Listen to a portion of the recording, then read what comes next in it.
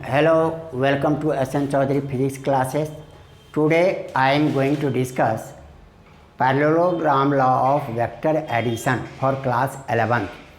This is always taught in class 11th. It is one of the most important questions CBSE point of view. CBSE point of view से चाहे government school हो चाहे private school हो, तो हमारे पास यहाँ दो क्वेश्चंस वेक्टर में आते हैं, एक triangle law of vector addition और एक parallelogram law of vector addition. दोनों में से कोई न कोई एक क्वेश्चन बराबर पूछते हैं। ये वीडियो ध्यान से देखो, पूरी की पूरी सिंपल वे से समझाया गया है, आराम से समझ में आ जाएंगे।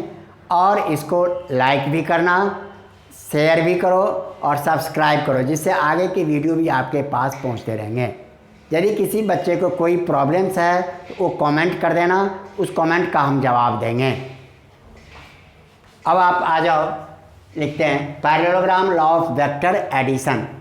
If two vectors acting on a particle, मान लो O इज ए पार्टिकल, इस पर दो वेक्टर काम कर रहा है, A और B particle, represented in magnitude and direction by two adjacent side. A vector को हम OP साइड से शो करते हैं और B वेक्टर को हम OS साइड से शो करते हैं। लगातार दो कंटिन्यूस दो साइड जो है वो हमारा कहलाता है adjacent sides. Then their resultant vector is represented in magnitude and direction by diagonal। तब इन दोनों साइड के बीच से जो डायगोनल खींचा जाता है, ये इसका रिजल्टेंट होता है। वेक्टर फॉर्म में इसको लिखते हैं R vector equal to A vector plus B vectors. पहला पॉइंट ये है, पॉइंट वाइज करके नोट करते चलो, सारे सिंपल वे से बन जाएंगे। अब हम आपके यहाँ पर बना रहे हैं मैग्नीट्यूड ऑफ R। ये वेक्टर में तो हमने लिख दिया R vector equal to A vector plus B vector. इसका मैग्नीट्यूड कैसे निकालेंगे? ये बेटा ठीक वैसा ही है जैसा ट्रायंगल लॉ में आपने निकाला था, केवल हमने एक लेटर S यहाँ यूज किए हैं। सारा डेरिवेशन सेम ही है, फिर भी मैं सभी डेरिवेशन को फिर से कर रहा हूँ, इसलिए इसको ध्यान से देखो। यहाँ लिखेंगे मैग्नीट्यूड ऑफ, सेकेंड पॉइंट में magnitude of resultant resultant vector R का हम मैग्नीट्यूड निकालने जा रहे हैं, मैंने इसकी वैल्यू कितनी होती है। अब इसको हम ये निकाल रहे हैं, देख लो। इन राइट एंगल, यहाँ पर देख लो, ये आपके थीटा है, यहाँ पर आपके ये भी थीटा होता है, क्योंकि कॉरस्पॉन्डिंग एंगल इक्वल होते हैं। जैसे दो लाइन पैरेलल हो तो ये और ये एंगल इक्वल होते हैं, ये आपके थीटा है तो दूसरा भी थीटा हुआ। पहले हम QN निकाल लेते हैं, PN निकाल लेते हैं, क्योंकि मुझे इसकी ज़रूरत पड़ेगी। लेकिन बच्चे को ये शुरू में ध्यान में नहीं रहता है, तो बच्चे यहाँ पर डायरेक्ट करते हैं इन राइट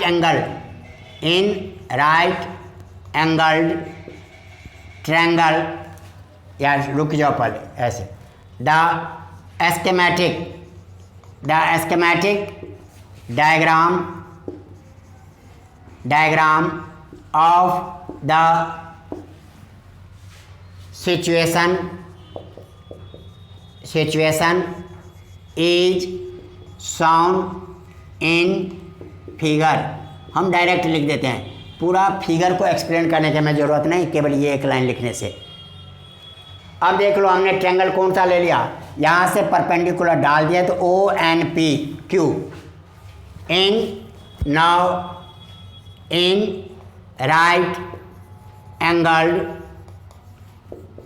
ट्रायंगल ONQ में हम क्या जानते हैं, H स्क्वायर इक्वल टू जानते हैं P square plus B square. Pythagoras theorem यहाँ साइड में लिख दोगे, पाइथागोरस थ्योरम। इस थ्योरम से हम ये चीज़ जानते हैं। कोई प्रॉब्लम है यहाँ तक? अब यहाँ पर देख लो, H क्या हो गया, इस ट्रायंगल में OQ हो गया H, तो that is OQ square, perpendicular हो गया QN, तो QN का स्क्वायर, बेस हो गया ON प्लस ON का स्क्वायर। आ गया बात समझ में? अब OQ को हम क्या कहते हैं, R, तो आर लिख दिया हमने, आर का स्क्वायर। क्यू एन हमें मालूम नहीं है, तो हम इस बार क्यू एन ही लिखते हैं, क्यू एन का स्क्वायर। और ओ एन जो है ओ पी और पी एन मिल के बना है, इसको हम लिख देते हैं O P plus P N का स्क्वायर। आ गया बेटा समझ में आता। अब यहाँ पर नेक्स्ट में देखो, अब इसमें से implies R square equal to Q N, इसको निकालने के लिए now in right angle triangle P N Q. अब हम पी एन क्यू से हम इसका निकालते हैं। जनरली हम क्या जानते हैं, sine theta equal to P by H. P के जगह हो गया क्यू एन और इसके एच के जगह हो गया P Q. Q N upon P Q हमारे पास बी है, तो क्रॉस मल्टीप्लाई कर देंगे by cross multiplication. Q N equal to B sine theta. बेटा हमने तो ये एक ही लाइन में लिख दिया है, आप इसको एक लाइन दूसरी लाइन बना देना, कॉपी भरा भी रहना चाहिए। And cos theta equal to B by H. B का काम किया आपको पी एन और ये हो गया P Q, that is P N equal to ये B, therefore P N equal to B cos theta. कोई प्रॉब्लम है बेटा फरात बोलो, यहाँ तक कोई प्रॉब्लम नहीं है, यहाँ निकल गए। अब हमारे पी एन और क्यू एन की वैल्यू निकल गया है, इसको हम फर्स्ट लिख देते हैं, इसको हम सेकंड, इसको हम third. Putting the value of Q N and P N in equation first ये हमारे पास R equal to R square equal to Q N की जगह पर बी साइन थीटा लिखे हैं, तो बी साइन थीटा का स्क्वायर। यहाँ पर है ओ पी हमारे पास क्या है, ओ से पी तक ए है, तो इसको हमने ए लिखा। और पी एन क्या है, पी एन हमने बी कॉस थीटा इसका स्क्वायर लिखा हुआ है। ये तो बेटा सिंपल है, लेकिन ये दो टर्म है, ए प्लस बी फॉर्मेट में है, यहाँ पर लिख देना using A plus B whole square equal to A square plus B square plus 2ab होता है। इसलिए therefore R square equal to ये तो B square sine square theta, ये तो अकेला था तो ऐसे लिख दिए। इसमें ये फार्मूला लग गया plus A square plus B square cos square theta plus 2ab cos theta, ये रिजल्ट आ गया हमारे पास। अब बी स्क्वायर साइन स्क्वायर है, यहाँ भी बी है, तो दोनों के एक जगह हम कर लेते हैं, तो R square equal to B square sine square theta plus B square cos square theta plus A square plus 2ab cos theta, ये हमने लिखा। कोई प्रॉब्लम है? अब इसमें से बी स्क्वायर कॉमन ले लेंगे हम, तो नेक्स्ट लाइन में देखो R square equal to B square common लिए sine square theta plus cos square theta plus A square plus 2ab cos theta, यहाँ तक निकल गए।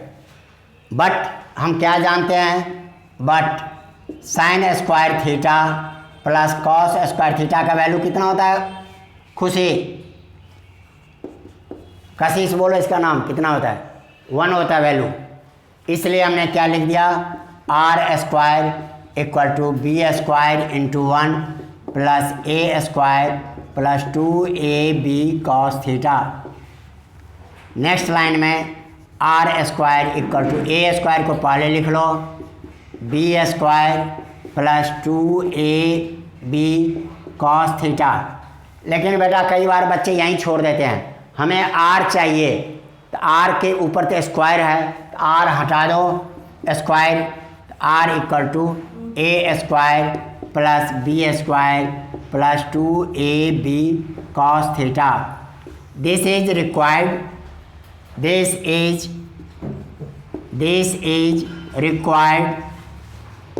Required expression. देखो बेटा यहाँ पर दिस इज रिक्वायर्ड एक्सप्रेशन यहाँ तक निकल गए। अब आपको कहता है ये रिजल्टेंट जो है, पहला वेक्टर क्या है ए के साथ कितना एंगल बनाता है बी, ये एंगल बताओ कितने एंगल पर जा रिजल्टेंट। तो यहाँ पर हमने बीटा लिख रखा है, तो tan बीटा निकालना पड़ेगा। यहाँ पर अब नेक्स्ट में लिखो, सेकंड पॉइंट ये था, थर्ड में डायरेक्शन ऑफ आर का डायरेक्शन बताओ। तो आर के डायरेक्शन में हमने यहाँ tan बीटा लिखा, tan beta equal to P upon B, perpendicular upon base को कहते हैं। बीटा ये है बेटा, तो ये एंगल हो गए, ये परपेंडिकुलर हो गया, ये हो गया Q N upon O N, that is Q N upon O N. Q N की जगह पर आप ओ एन की जगह पर लिख लो Q N upon O P plus P N. अब सबकी वैल्यू पुट कर दो, क्यू एन का वैल्यू हम पहले निकाल चुके थे पी एन का, यहाँ पर निकल गया हमारे पास tan beta equal to B sine theta upon A plus B cos theta. आप ऐसे भी करके वैल्यू तो आप ऐसे ही निकाल सकती हो, लेकिन एक्यूरेट मान लो ये वैल्यू मालूम नहीं है, 2/3 आ गया, 4/5 आ गया, कोई भी वैल्यू आ गया, तो उस कंडीशन में हम क्या करेंगे, उस कंडीशन में हम बीटा निकालेंगे। यहाँ लिखते हैं बीटा इक्वल टू tan को इधर ले आओ, इसका पावर -1, इसको कहते हैं tan इनवर्स। क्या कहते हैं, tan इनवर्स। और यहाँ लिख देंगे बी साइन थीटा अपॉन ए plus B cos theta. Value मालूम है तब यहाँ पुट करके निकाल लो, नहीं तो आप ऐसे करके छोड़ सकती हो। This is required direction, this is direction of R, ये आर का डायरेक्शन हो गया यहाँ तक। ओके, समझ में आ गया यहाँ तक। ये बेटा यहाँ तक था पॉइंट 3। अब आपके पूरे लॉ को 3 पार्ट में डिवाइड कर दिया आपने। पहला स्टेटमेंट, फिर मैग्नीट्यूड आपने निकाला, मैग्नीट्यूड निकाले, फिर ये निकाल दिए। आगे समझ में लिख लिए आप लोग। अच्छा चलो, तो अब यहाँ पर हम इसी को स्पेशल केस बताते हैं। मान लो ये दोनों एक ही डायरेक्शन में हो, तब हम क्या करेंगे। यदि ये अभी यहाँ पर थीटा एंगल पर है, एक ही डायरेक्शन में थीटा 0, अपोजिट डायरेक्शन में थीटा 180 डिग्री और 9 परपेंडिकुलर तो 90 डिग्री। इन तीनों केस में मुझे स्पेशल केस निकालना पड़ता है न्यूमेरिकल्स में आपके। इधर नोट कर लिए, रब करो।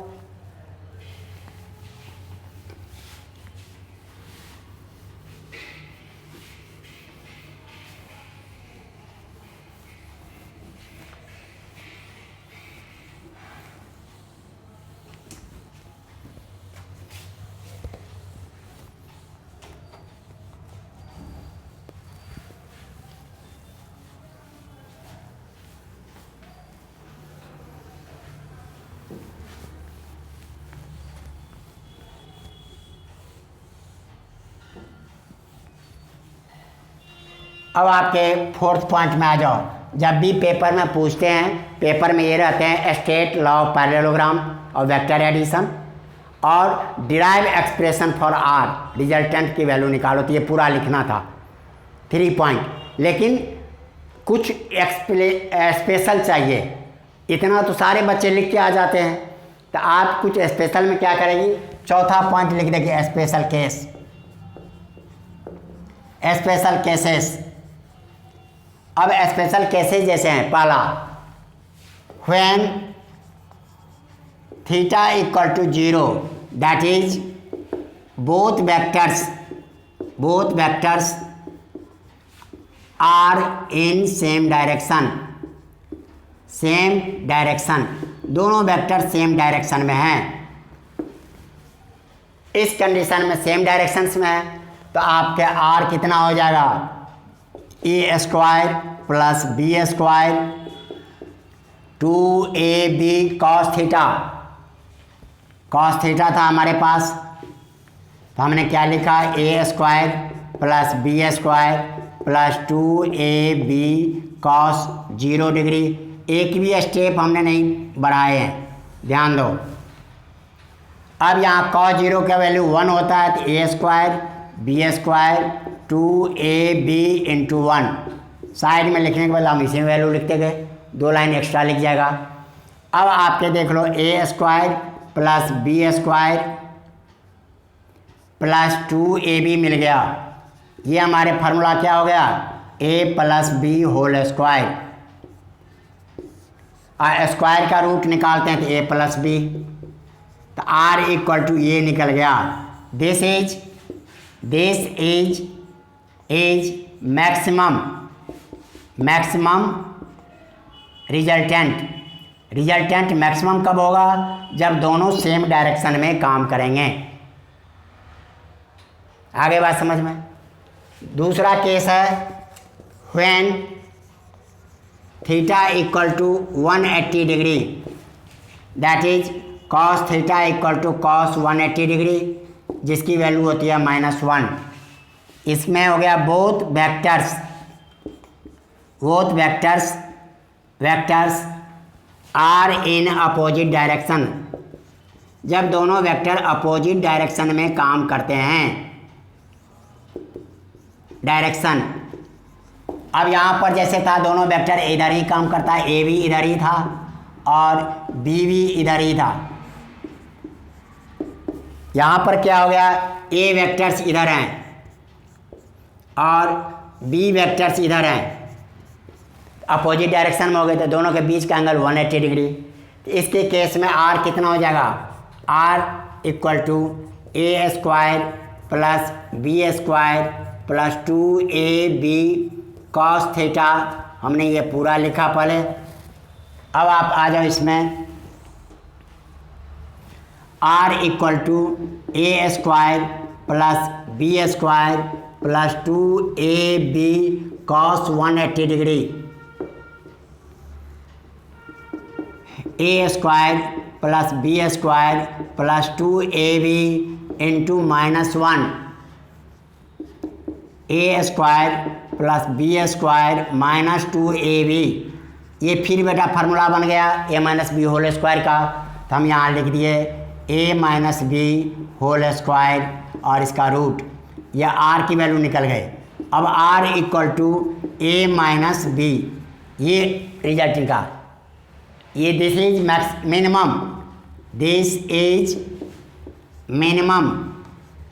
Minimum resultant. जब दोनों अपोजिट डायरेक्शन में काम करेंगे तब रिजल्टेंट क्या होगा हमारा, मिनिमम। तीसरा केस है when theta equal to 90 degree, that is A vector perpendicular to B vectors. इस कंडीशन में क्या हो जाएगा, cos theta equal to cos 90 degree, जिसकी वैल्यू होती है 0। तो R equal to A square plus B square plus 2ab cos theta, ये फार्मूला था आपका, यहीं लिख दो A square plus B square plus 2ab cos 90 degree. Next line में ए square plus B square plus 2ab into 0, A square plus B square plus 0, आपके A square plus B square, ये resultant निकल गया।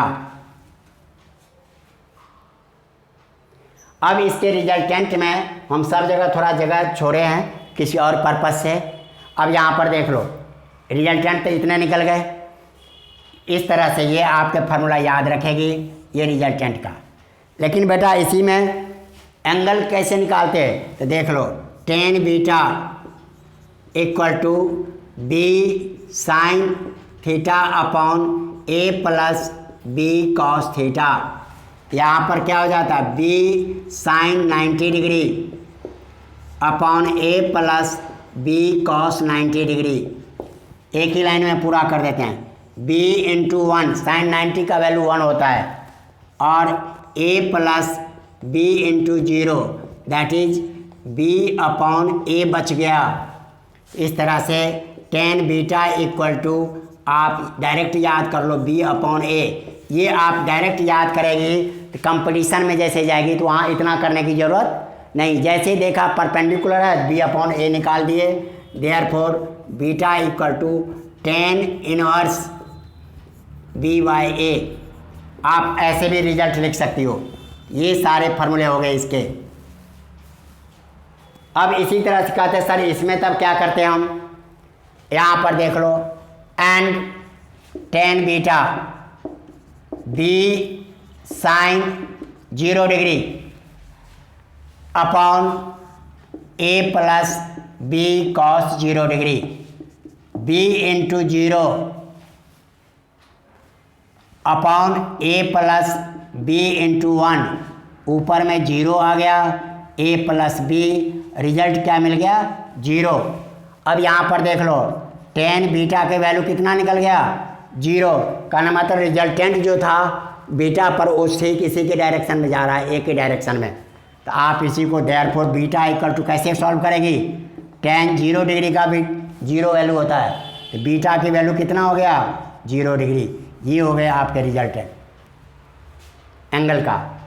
इसी तरह से इसमें आप निकालती तो क्या होता, एंड इसमें देख लो, tan beta equal to B sine 180 degree और a plus B cos 180 degree.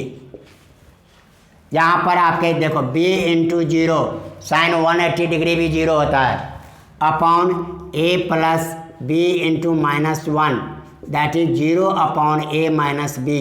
Resultant क्या हो गया 0। यहाँ पर रिजल्टेंट 0 आ गए, कहना मतलब बीटा इक्वल टू आपको क्या लिख सकती है, tan inverse tan beta equal to 0। अब इसमें a बड़ा है तो a के डायरेक्शन में होगा, b बड़ा है तो b के डायरेक्शन में। यहाँ पर आपके रिजल्टेंट भी हो गया, टेन 0 डिग्री लिखती हो, फर्स्ट बड़ा है if a greater than b, तो बीटा इक्वल टू यहाँ भी हम 0 लिखेंगे। आई बात समझ। ये टोटल जब भी आपसे पेपर में पूछा जाता है तो state parallelogram law of vector addition statement भी देना है, आर जो डायग्राम दिखा दिए थे उस तरह से आर निकाल के डायग्राम भी देना है स्टेटमेंट के नीचे में, आर मैग्नीट्यूड भी निकालना है, डायरेक्शन ऑफ टेन बीटा भी निकालना है स्पेशल। ये सारा लिख के आएगी और तब गारंटी है 5 में से 5 नहीं मिलते, तब आप हमें बताओ। फिर भी जो भी क्वेश्चन बने, जो इस तरह से आप इन क्वेश्चन को सॉल्व करो, और वीडियो लाइक सब्सक्राइब करना मत भूलो, जिससे कि आगे की वीडियो भी आपके पास चलेगा। This syllabus covers CBSE as well as JEE as well as NEET. ये तीनों कंपटीशन, NTSC में जाना चाहोगे, साइंस ओलंपियाड में जाना चाहोगे, हर जगह आपको इनकी मदद मिलेगी। Thank you.